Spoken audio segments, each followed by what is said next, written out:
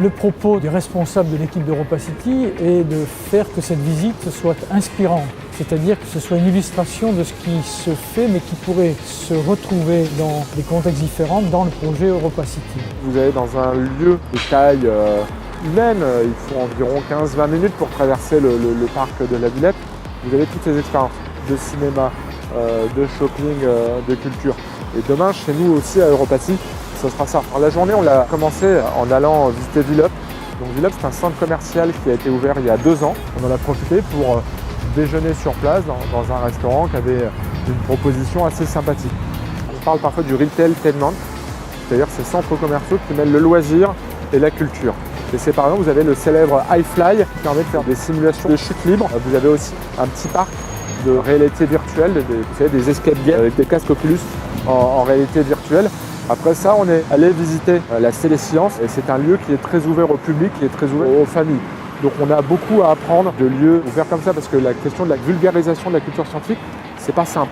Bien avant les années 70, en fait, c'était des abattoirs ici. Et l'État, à l'époque, a décidé de procéder, on va dire, à un gros redéveloppement urbain de cette partie de Paris pour pouvoir réhabiliter une friche par un bel établissement de culture scientifique accessible à tous, avec une fréquentation qui tourne autour de 650 000, 700 000 visiteurs.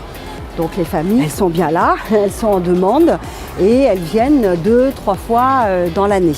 C'est un de nos savoir-faire vraiment reconnus aussi à l'étranger, c'est-à-dire toutes les activités, les expositions qui sont vraiment dédiées au jeune public. Je vais vous emmener sur 2 des dernières expositions qui sont sorties pour que vous ayez un peu une idée de la conception de ces expositions-là. Il y en a une sur le thème du sport et puis une autre sur le thème du feu.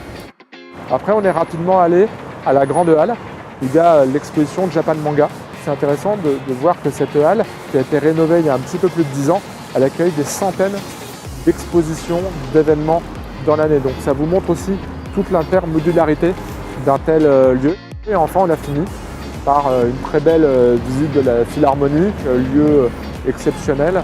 La première activité principale, c'est les concerts. On a 500 concerts par an, toute esthétique confondue. Deuxième pilier, c'est donc toute l'activité patrimoniale. On héberge le Musée national de la musique qui comprend une vaste collection d'instruments qui couvre du XVIIe siècle à nos jours. Et enfin, la troisième activité principale, c'est tout ce qui a trait à l'éducation et la transmission. C'est un aspect de notre projet qui est essentiel. On a également créé des orchestres d'enfants. Ce projet s'appelle Demos.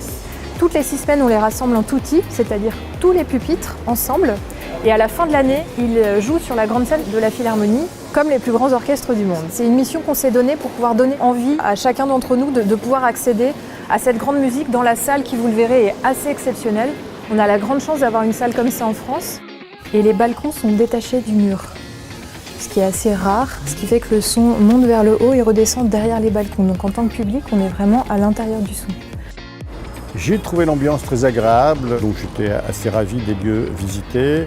J'espère que EuropaCity va sortir de terre assez rapidement et il prendra exemple sur ces projets pour permettre à la population locale de participer activement à ce lieu et qui nous surprendra par des projets innovants et publics.